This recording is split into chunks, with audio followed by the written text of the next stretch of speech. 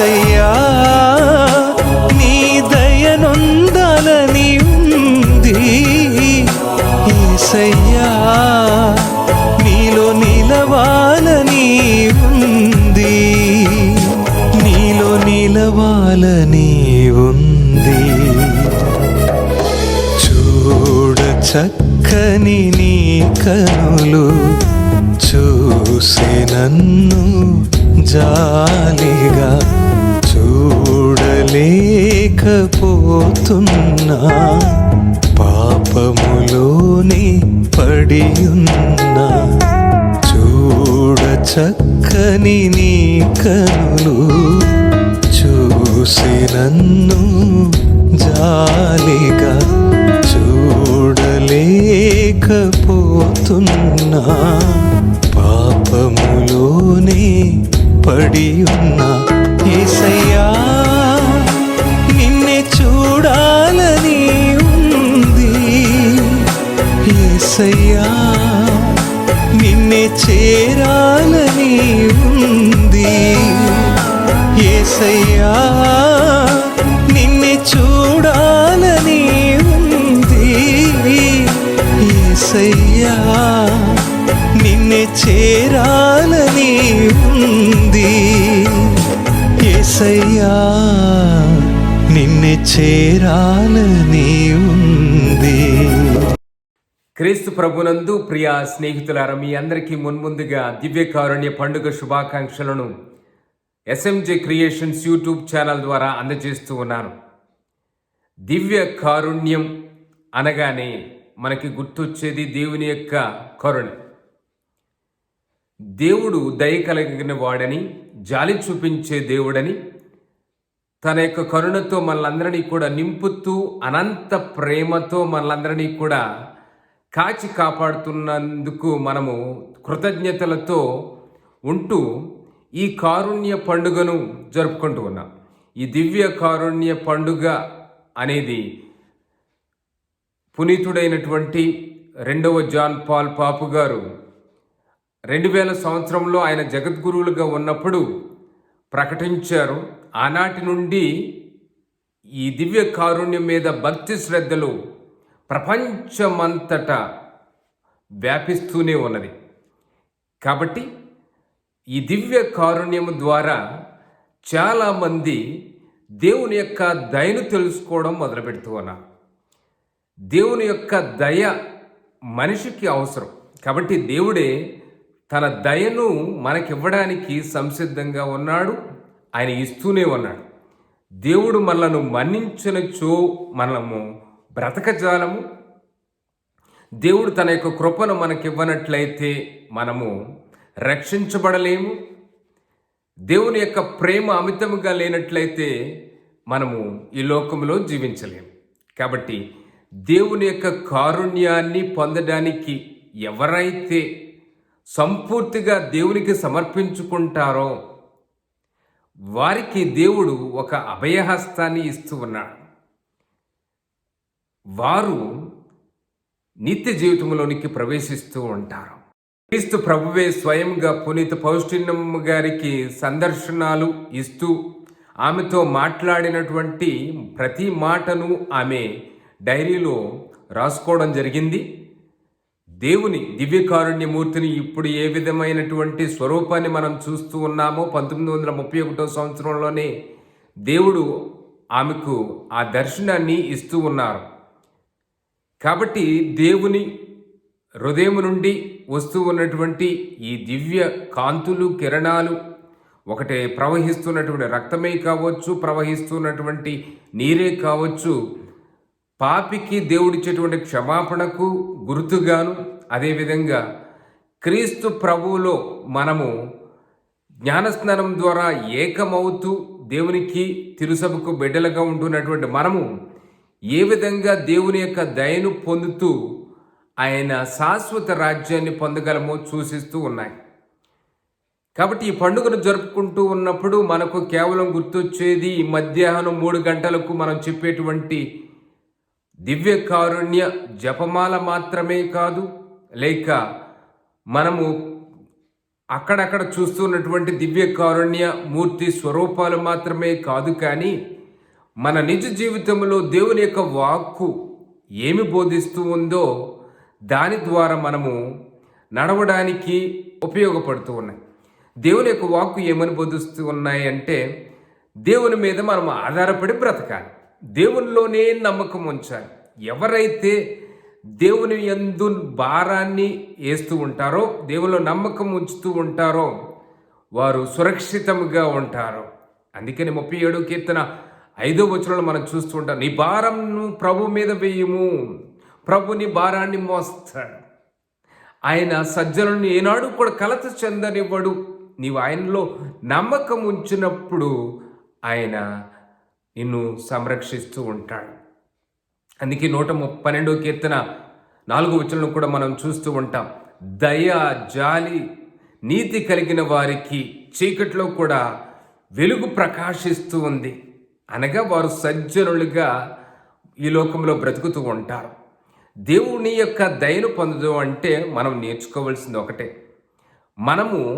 మనం చేసినటువంటి ప్రార్థనల ద్వారా, మనకున్నటువంటి గొప్ప వరముల ద్వారా, లేక మనకున్నటువంటి గొప్ప కళల ద్వారా మనము గొప్పవారిగా దేవుని బిడ్డలుగా పిలువబడడం లేదు, కానీ దేవుని యొక్క దయ వలన మాత్రమే మన పాపములు క్షమించబడుతూ ఉన్నాయి. దేవుని యొక్క దయ వలన మాత్రమే మనము దేవుని చేత ప్రేమించబడుతూ ఉన్నాము. దేవుని యొక్క దయ వలన మాత్రమే మన కుటుంబాలలో శాంతి కలుగుతూ ఉంది. దేవుని యొక్క దయ వలన మాత్రమే మనము ఆయనను నమ్మగలుగుతూ ఉంటాము. ఎందుకంటే దేవుడు మనలను తనను ప్రేమించేవారుగా చేస్తూ ఉన్నాడు. ఎందుకంటే మున్ముందుగా అతడు మన దగ్గరకు వస్తూ ఉన్నాడు, తన దయను ప్రకటిస్తూ ఉన్నాడు. అందుకే ఈ పాస్కా 2వ ఆదివారంలో సువిశేషాన్ని మనం చూస్తూ ఉన్నప్పుడు యోహాను సువార్త 20వ అధ్యాయము వచనములు 19 నుండి మనం చూస్తూ ఉంటే 29 వరకు, పునరుత్థానుడైనటువంటి క్రీస్తు ప్రభు శిష్యులకు దర్శనము ఇస్తున్నటువంటి రీతిలో 3 సార్లు ప్రభువు ఒక మాటను చెప్తూ ఉన్నారు, మీకు శాంతి కలుగునుగా. కానీ 19వ వచనం, 21వ వచనం మరియు 26వ వచనంలో కూడా మీకు శాంతి కలుగునుగా కానీ ప్రభు చెప్తూ ఉన్నాడు. ప్రభు నిజంగా దర్శనమయ్యి తన దయ వలన మాత్రమే వారికి తన 5 గాయములను చూపెడుతూ ఉన్నాడు. తన దయ వలన మాత్రమే ఆయన పరిశుద్ధాత్మ శక్తిని వారికి దయచేస్తూ ఉన్నాడు. తన దయ వలన మాత్రమే వారి యొక్క పాపములను మన్నిస్తూ, మన్నింపుకు కూడా మనము కూడా నిజమైనటువంటి సాక్షులుగా బ్రతికేటువంటి విధానాన్ని ఇస్తూ ఉన్నాడు. దేవుని యొక్క దయను పొందడమే కాదు, కానీ మనము కూడా దయను ఈ లోకములో పంచేవారిగా, వ్యాపింపచేసేవారిగా మనం ఉండాలని దేవుడు స్వార్థ ద్వారా మనకు తెలియజేస్తూ ఉన్నాడు. అందుకే పునీత థోమస్ గారికి కూడా కనిపించినటువంటి ప్రభు తన ప్రక్కన చూపెడుతూ ఉన్నాడు.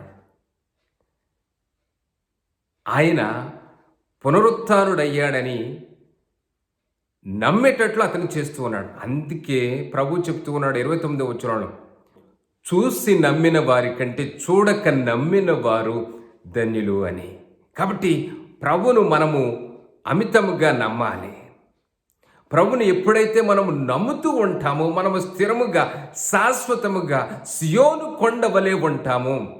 అది 125వ కీర్తన 1వ వచనంలో చూస్తుంటాం. ప్రభువును నమ్మువారు శాశ్వతముగా సియోను కొండ వలె స్థిరముగా ఉంటారు. ఆదికాండము 15వ అధ్యాయం 6వ వచనంలో మనం చూస్తూ ఉంటాము. అబ్రహాము దేవుని నమ్మెను కనుక అతడు నీతిమంతుడిగా పరిగణించబడుతూ ఉన్నాడు. ఎవరైతే దేవుణ్ణి బలంగా నమ్ముతూ ఉంటారో వారి మీద దేవుని యొక్క కారుణ్యం ఉంటూ ఉంది. అందుకని ఈ దివ్య కారుణ్య ప్రార్థనలో మనం చెప్పేటువంటి భక్తి ఏమిటి అంటే, నీలోనే నా విశ్వాసము, ప్రభువా నీలోనే నా విశ్వాసము. ఏ విధంగా అయితే పునరుత్థాన క్రీస్తును చూసినటువంటి థోమస్ గారు నా దేవా నా ప్రభువా అని చెప్తూ ఉన్నాడు, తన విశ్వాసాన్ని ప్రకటిస్తూ ఉన్నాడు. మనము కూడా గొప్ప విశ్వాసాన్ని ప్రకటించే వారిగా ఉండాలి. కాబట్టి ఈ దివ్య కారుణ్య పండుగను మనం జరుపుకుంటూ ఉన్నప్పుడు మనకు గుర్తొచ్చేది దివ్య కారుణ్య ప్రతిమ, దివ్య కారుణ్య ఆరాధన, మధ్యాహ్నం 3 గంటల జపమాల, అదేవిధంగా దివ్య కారుణ్యానికి సంబంధించినటువంటి కొన్ని పండుగకు సంబంధించినటువంటి ఏర్పాట్లు మాత్రమే కాకుండా మనము దయకు అర్హులుగా ఉండాలని నేర్చుకోవాలి. అది మనం చేయాలి అంటే 3 విషయాలు మనం తెలుసుకుందాం. ఏబిసి. ఏ అంటే ఆస్క్ ఫర్ మర్సీ, దేవుని యొక్క దయను కోరుకో. నువ్వు ఎప్పుడైతే దేవుని యొక్క దయను కోరుకుంటావో దేవుడు నిన్ను రక్షిస్తూ ఉంటాడు. అది కావాలి. దేవుని యొక్క దయ లేనిదే ఈ లోకములో మనము మనగలలేము. కాబట్టి దేవుని యొక్క దయను కోరుకో. Be merciful as your heavenly father is merciful. నీ పరలోకము ముందున్న తండ్రి ఏ విధంగా అయితే దయను మనకు చూపెడుతూ ఉన్నాడో అదే విధంగా ఎదుటి వారికి దయను పంచాలి. Completely surrender your self and completely trust in God. నువ్వు సంపూర్తిగా దేవునికి సమర్పించుకో. దేవుడిచ్చినటువంటి దయకై కృతజ్ఞత కలిగి జీవించు. సంపూర్తిగా దేవుల్లో నమ్మకాన్ని ఉంచు. కాబట్టి దేవా, నీలోనే నా నమ్మకము. ప్రభువా, నీ కరుణ వలన నేను మనగలుగుతూ ఉన్నాను. కాబట్టి నా పాపములను ఒప్పుకునే వాడిగా నన్ను చేయి, నన్ను కరుణించు, నీ రక్తములో నన్ను కడుగు అని మనము ప్రార్థన చేసుకోవాలి. కాబట్టి మనము దివ్య కారుణ్య పండుగను జరుపుకునేటప్పుడు కారుణ్యమూర్తి అయినటువంటి క్రీస్తు పౌష్టినమ్మ గారికి చెప్పినటువంటి విషయాలను ఆమె ఈ నవదిన ప్రార్థనలో పొందుపరిచిందో, ఎవరికైతే ప్రార్థన చేయమని ప్రభు కోరుకున్నాడో వారిని రక్షిస్తానని చెప్పాడో వారి కోసం మనం ప్రార్థన చేశామో, పాపుల కోసమే కావచ్చు, అన్యుల కోసం కావచ్చు, గురువుల కోసం కావచ్చు, దేవుని నమ్మని వ్యక్తుల కోసం కావచ్చు, ఇలా ఈ 9 రోజులు మనం ప్రార్థన చేస్తూనే ఉన్నాము. దేవుని యొక్క దయ చాలా గొప్పది. అందుకే కీర్తనకారుడు కూడా చెప్తుంటాడు, నీ కృప ఆకాశమంత విశాలంగా ఉన్నది అని. కాబట్టి అంత గొప్ప కృపను మనం పొందాలి. దేవుడు తన దయలో మనలను ముంచుతూ ఉన్నాడు. ఆ దయా సముద్రంలో ఎవరైతే ముంచబడుతూ ఉన్నారో, ఎవరైతే కడగబడుతూ ఉన్నాడో అతడు నీతిమంతుడిగా శుద్ధిని పొందుతూ ఉన్నాడు. కాబట్టి దేవుడు మనకిచ్చేటువంటి గొప్ప వరములైనటువంటి ఈ పునరుత్థాన భాగ్యాలను మనం పొందుతూ ఉన్నటువంటి సమయంలో ఈ పండుగను కొనియాడడం అనేది గొప్ప అదృష్టం అని మనం భావించాలి. ఎందుకంటే ఏ విధంగా అయితే క్రీస్తు తన దయ వలన తన శిష్యులకు తన దర్శనాన్ని చూపెడుతూ ఉన్నారో, తన 5 గాయాలను చూపెడుతూ ఉన్నాడో, తన పరిశుద్ధాత్మ దేవుణ్ణి ఇస్తూ ఉన్నాడో, శిష్యులకు ఏ విధంగా అయితే శాంతిని ఇస్తూ ఉన్నాడో, తన దయ వలన మన కుటుంబాలను దేవుడు శాంతితో నింపుతూ ఉన్నాడు. కాబట్టి ఆ దయను పొందినటువంటి వారమే మనం ఏమి చేయాలంటే దయా కార్యములను మనము చేయవలసి ఉన్నది. శారీరక పరోపకార్యములు 7 ఉన్నాయి, ఆధ్యాత్మిక పరోపకార్యాలు 7 ఉన్నాయి. శారీరక పరోపకార్యములు మనం చూస్తుంటాం మత్తయి సువార్త 25వ అధ్యాయంలో. అవి మనము ప్రజలకు చేయడానికి మనము పూనుకోవాలి. దేవుని యొక్క దయకు మనం పాత్రులమై జీవించాలి. దేవునిలో నమ్మకం మనం పొందాలి. అందుకని ఈ జపమాల మనం జపించేటప్పుడు మనం 2 విషయాలను వేడుకుంటాం. మొదటిది, నీలోనే నా నమ్మిక దేవా అని చెప్తూ ఉంటాం. రెండవది, మా పాపముల నిమిత్తము, సమస్త మానవాళి పాపముల నిమిత్తము దయ కలిగి ఉండండి దేవా అని ప్రార్థన చేస్తూ ఉన్నాం. కాబట్టి ఈ ప్రార్థనలో భాగంగా మనము కూడా ప్రార్థన చేద్దాం. యేసువా, మీరు మరణించినప్పటికీ కూడా ఆత్మల కొరకు మీ జీవపు ఓట పొంగి పొర్లింది.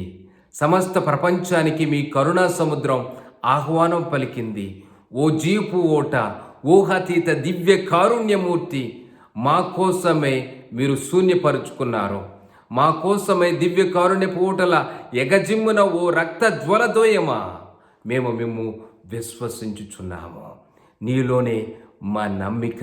పునీత పౌష్టినమ్మ గారా, మా కోసము ప్రార్థన చేయండి. దయ కలిగినటువంటి వారమై మనము జీవించుదాం. దేవుల్లో నమ్మకము ఉంచుదాం. చూడక నమ్మిన వారు ధన్యులు అని ప్రభు చెప్తూ ఉన్నారు. దేవుల్లో నమ్మకం ఉంచడం అంటే స్థిరమైనటువంటి జీవితాన్ని జీవించడం, దేవుని వాక్కులో బలపడడం, దేవుని ఆత్మచేత నడిపించబడడం. పునీత పౌష్టినమ్మ గారు ఏ విధంగా అయితే ఆమె ప్రార్థన చేస్తూ ఉందో, దేవా నా హృదయంలో నువ్వు సంపూర్తిగా లీనమైనట్లు, నీలో నేను లీనమవునట్లు నన్ను ఆశీర్వదించండి. నా నాలుక నీ దయను గురించి పొగిడేటట్లు నా నాలుకను దీవించండి. నా చేతులు నీ కారుణ్యానికి సంబంధించినటువంటి పనులు చేయనట్లు నన్ను దీవించండి. నీ కారుణ్య పనులకై నా కాళ్ళు పరిగెత్తేటట్లు నన్ను దీవించండి. త్రిత్వైక సర్వేశ్వర, నీ దయా కారుణ్యములో నేను ఏకమవ్వనట్లు నన్ను ఆశీర్వదించండి అని ప్రతిరోజు మనం ప్రార్థన చేసుకుందాం. ప్రభువా, నీలోనే నేను నమ్మకము ఉంచాలి. నీవే నా తోడు, నా నీడ.